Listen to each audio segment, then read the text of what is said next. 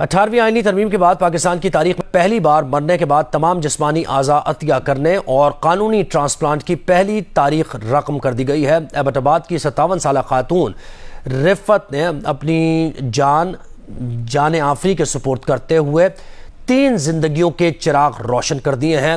جگر اور دونوں گردوں سے 3 جانیں بچیں، جبکہ جسمانی اعضاء عطیہ کرنے کے نظام کی عدم موجودگی کی وجہ سے جسم کے دیگر حصے عطیہ نہ ہو سکے۔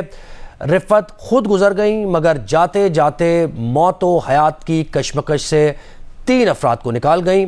تفصیلات بتائیں گے اعزاز سید۔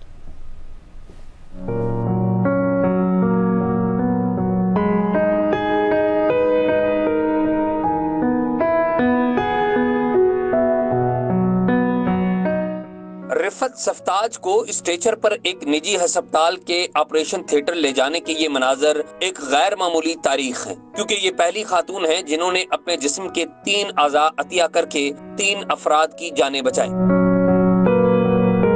میری بہن نے اپنے ول تھی، ان کی وش تھی کہ ان کے آرگنز ڈونیٹ ہوں۔ رفت سفتاج کی بیٹیوں نے اپنی والدہ کی آخری خواہش اور اس پر عمل درآمد کی یادیں تازہ کی۔ زندگی میں بھی اتنی لوگوں کی مدد کی ہے تو وہ مرتے مرتے بھی ایک اچھا کام کر کے جائیں، تو ہم سب نے مل کے یہ فیصلہ کیا کہ ہم ضرور اس خواہش کو پورا کریں۔ ماموں نے بتایا کہ اگر اس طرح اللہ نہ کرے میرے ساتھ کچھ ہو جائے تو میں نے یہ کر دیا کہ میں آرگنز اپنے ڈونیٹ کروں گا، اور ان کی مسز بھی ساتھ ڈونیٹ کریں گی۔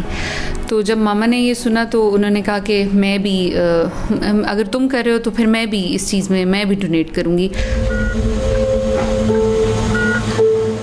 57 سالہ رفت سفتاج نے اپنے جسم کے تمام اعضاء عطیہ کیے، مگر مرکزی نظام کی عدم موجودگی کے باعث صرف دستیاب 3 مریضوں کو ان کے اعضاء لگائے گئے۔ دل، پتا، پھیپھڑے، آنکھیں ضرورت مند مریضوں کی فہرست کی عدم دستیابی کے بعد عطیہ نہ ہو سکے۔ مرحومہ کی طرف سے عطیہ کیے گئے اعضاء سے نئی زندگی حاصل کرنے والے اب اعضاء عطیہ کر کے زندگیاں بچانے کی مہم کا حصہ بن چکے ہیں۔ میں 10 منتھ سے ڈائلیسس پہ تھی، اور سب سے پہلے تو میں ان ڈونر کا شکریہ ادا کروں گی جنہوں نے میری لائف بچائی۔ میں پچھلے 10 سال سے گردوں کے مرض میں مبتلا تھا، جس کی وجہ سے میں ہفتے میں 3 دفعہ ڈائلیسس پہ تھا، اور ڈاکٹر نے مجھے کڈنی ٹرانسپلانٹ کا بولا تھا، اور میرے پاس کوئی ڈونر بھی نہیں تھا۔